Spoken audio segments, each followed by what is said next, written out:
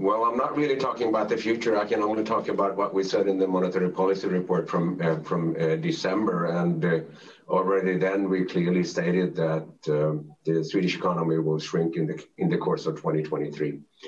And then weren't that different compared to many others when it comes to the inflation, because inflation is just way too high. Do you see signs then, sir, again, drawing on that policy, I mean, do you see any signs that the Swedish economy is having an abating of some of that sky-high inflation that has led to the highest levels in over 30 years? Well, as I said, weren't that different from many other countries. And if you look at the projections that we came up with in the December monetary policy report, we do expect inflation on the one hand to stay way too high, but on the other hand, we also expect the inflation rate to keep falling in the course of 23 and 24. You have got some amazing names coming to your symposium, and Fed Chair Jay Powell speaking as well. Something we've talked about a lot in previous crises, Stefan, about central bank coordination on a global basis. We talked a lot about this in 2009 in the great financial crisis. We talk less about it now. How is coordination between central banks in 2023? Well, in a formal sense, there is no coordination. Because all of us have national mandates when it comes to monetary policy. But having said that, at the same time, then given that we have free capital flows, then of course, particularly if you come from a small open economy, as in my case, you need to keep an eye on what the other ones are doing.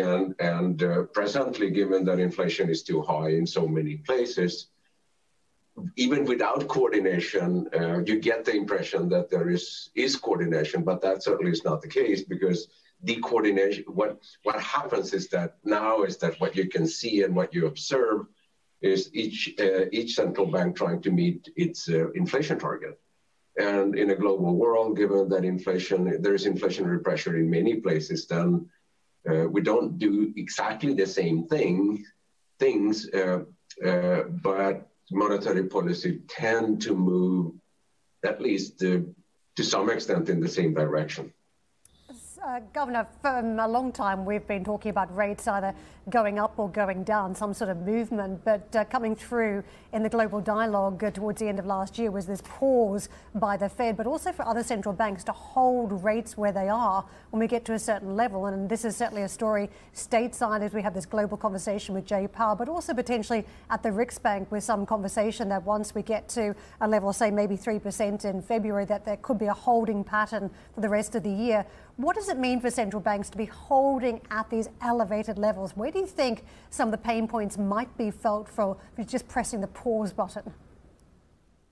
Well, it really depends on what you mean when you call it an elevated level. I've been in this business for a long, long time, and I can't say that a policy rate around 2.5, 3.5 is a high level of interest rates, particularly not given that inflation is running much higher than that. So we are actually still talking about negative real rates in one way or the other. But here again, time will tell, and we will see if we are right or wrong when it comes to our projections from December.